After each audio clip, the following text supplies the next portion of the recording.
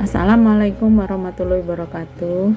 Di anak-anakku sekalian, hari ini kita berjumpa lagi di dalam materi tentang kartu piutang dan kartu utang di Mayobi Accounting. Ya. Di pertemuan ke-7 ini kita akan membahas itu. Tapi sebelum mulai, kita mari berdoa dulu menurut agama dan kepercayaan masing-masing. Semoga dalam pembelajaran ini kita mempunyai manfaat dan berkahnya. Berdoa mulai menurut kepercayaan dan keyakinan masing-masing. Baik.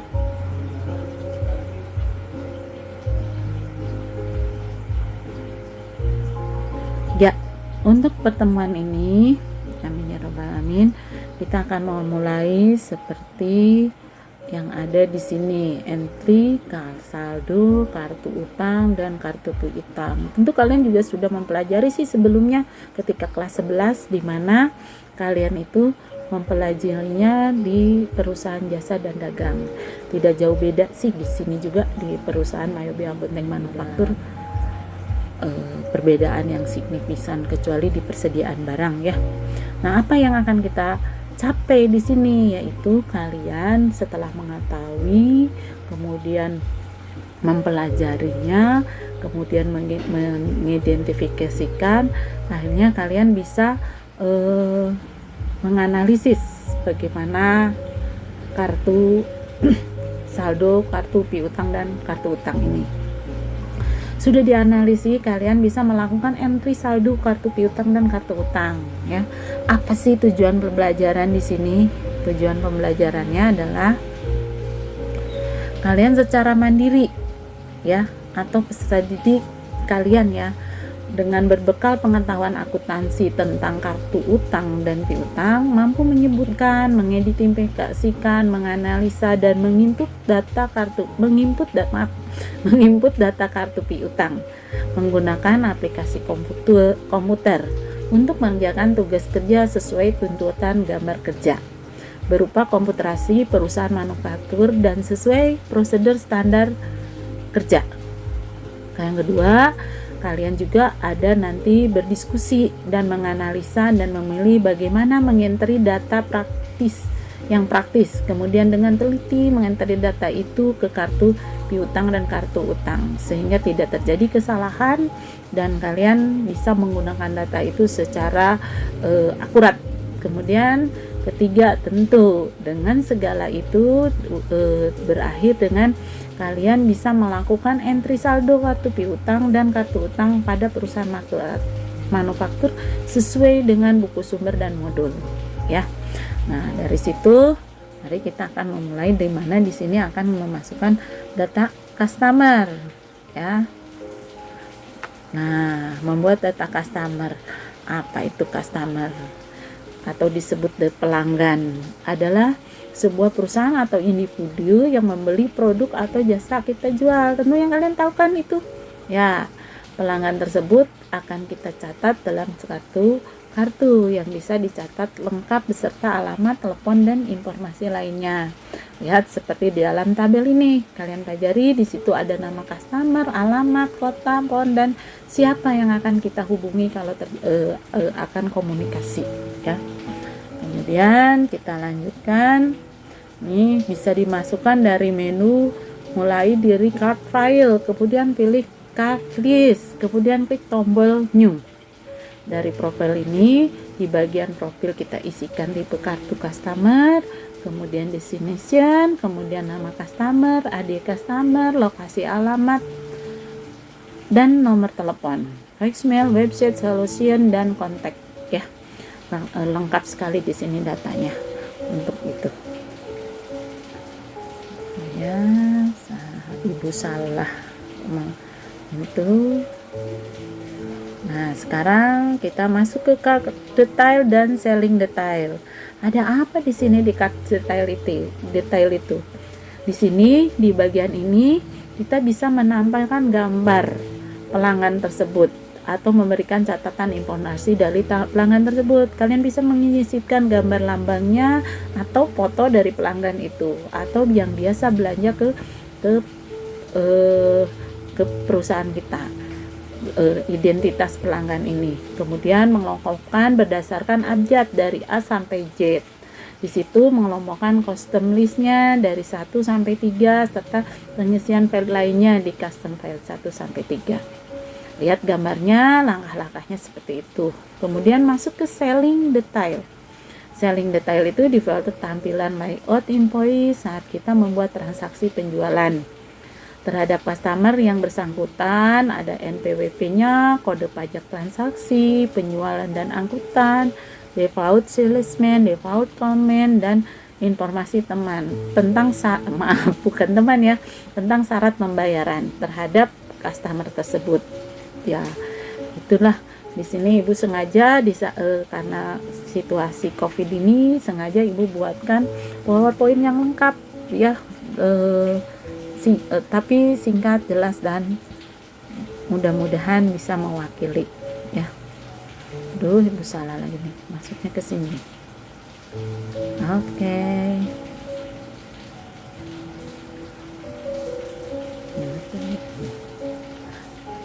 Ya, sekarang masuk di payment detail. Kemudian ada kontak log. Inilah tampilannya, gambarnya. Di sini di payment detail, pilihan informasi pembayaran saat kita mencatat transaksi atau receipt payment. Data payment detail bisa ditambahkan langsung dari anak panah biru, lihat di bawah ini ya. Kemudian file payment method ya, lalu kita klik new atau bisa juga dari menu utama. Kita klik list, klik pilih sales atau purchase informasi, dan pilih klik payment method ya, cara pembayarannya di situ ya. Kemudian masuk ke kontak log. Bagaimana ini akan memberikan rekaman daftar korespondensi kita atau ringkasan daftar kita telah menghubungi customer tersebut. Ditampilkan juga kapan kita harus menghubungi customer tersebut untuk follow up pembayaran atau pengiriman barang atau lainnya. Di sini misalnya kadang-kadang nih kan customer itu telat bayarnya, janjinya tanggal 5 belum ada pembayaran. Nah, kita bisa follow up ya untuk mengkontak bagaimana ini, kenapa bisa telat seperti ini. Kita bisa konfirmasi dan komunikasi di sini ya. Kita lanjutkan. History di sini. Maaf ya, di sini di history bagian ini menginformasikan rekaman atas nilai penjualan tiap tahun berjalan dan tahun lalu serta dijumlahkan dalam setahun. Selain itu juga menginformasikan sejak kapan customer tersebut menjadi pelanggan kita, kapan penjualan terakhir dilakukan, kapan pembayaran terakhir dilakukan, rata-rata umur pembayaran dari tanggal faktur, nilai penjualan tertinggi, dan saldo piutang tertinggi. Ini historinya.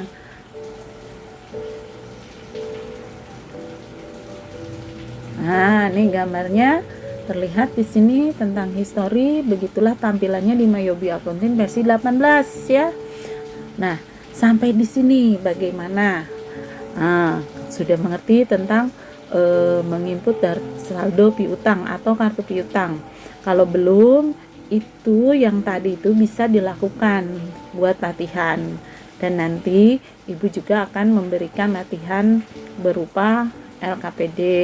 Di situ kalian akan bisa mengulang dan mengulang, karena kita ada pepatah, kita bisa karena biasa ya. Kalau kalian sudah selesai seperti itu, kalau masih belum mengerti juga tentang menginput data kartu piutang, kalian boleh chat dengan melalui WA atau Google Classroom, atau boleh juga kalian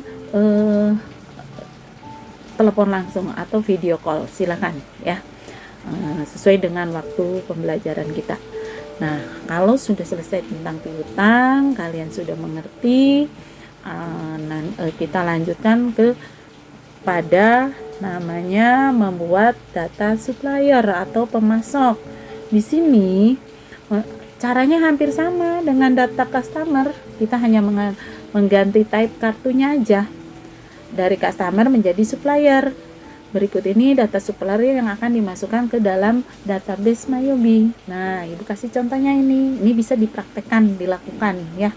Ini pas berhubungan juga dengan kemarin kita membuat tentang materi nama, menginput data perusahaan, kode akun, kemudian materi pajak, link akunnya dan lain sebagainya. Nah, ini masuk ya.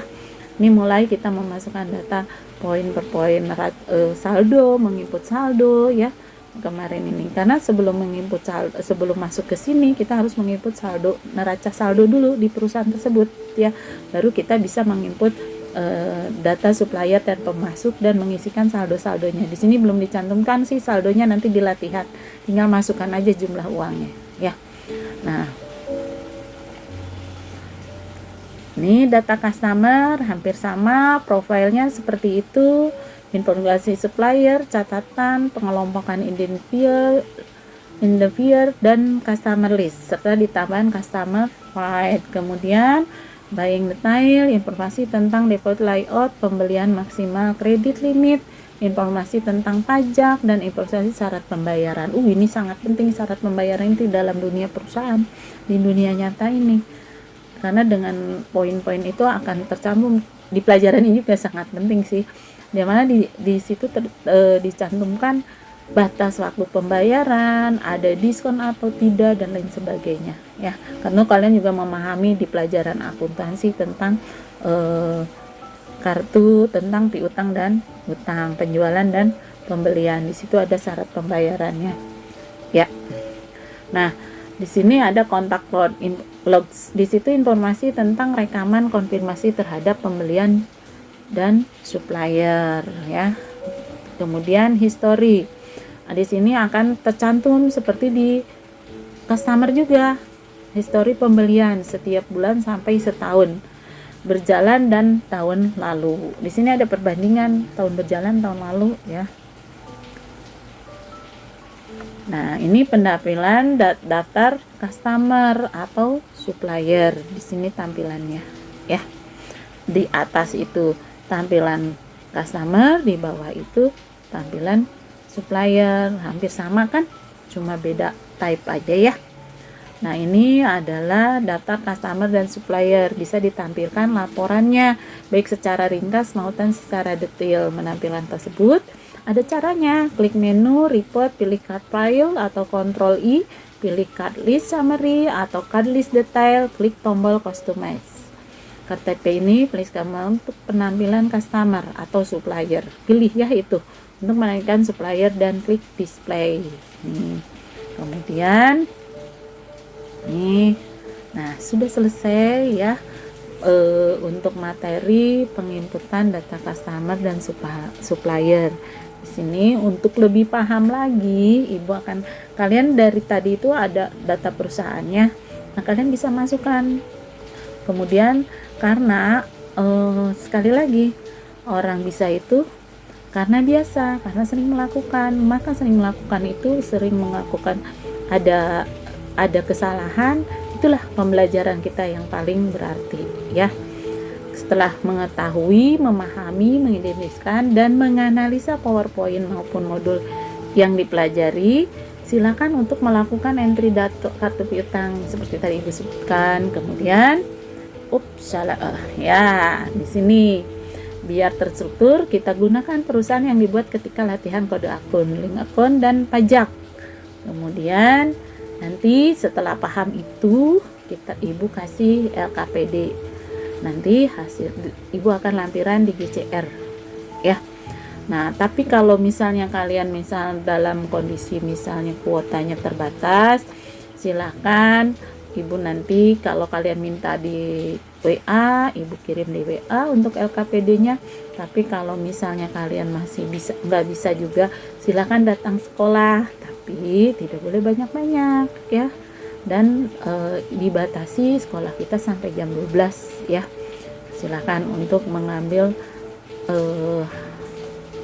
tugasnya ya.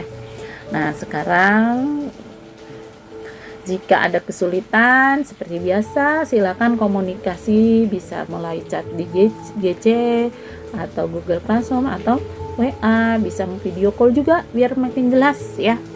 Bisa kita komunikasi interaktif ya. Kalian bertanya, ibu menjawab, dan kalau ibu belum tahu, ibu akan belajar lagi ya. Kalian juga sama ya, belajar itu tidak mengenal batas umur ya. Ibu juga sama, masih belajar. Setelah selesai, oke, kita telah selesai, silakan untuk menyetorkan hasil latihan di Google Classroom ya.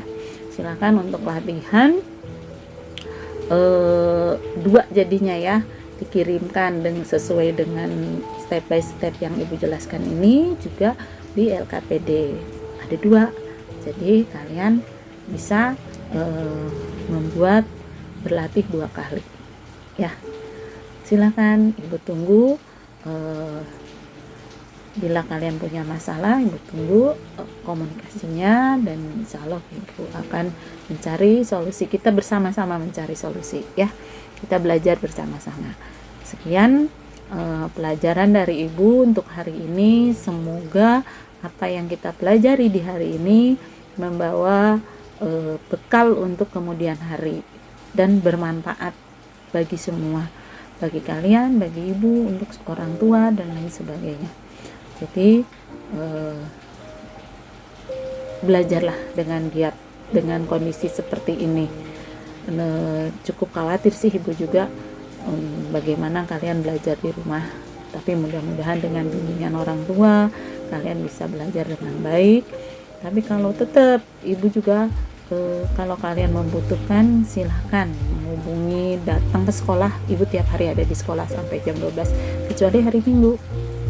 Nah, sekian, wassalamualaikum warahmatullahi wabarakatuh.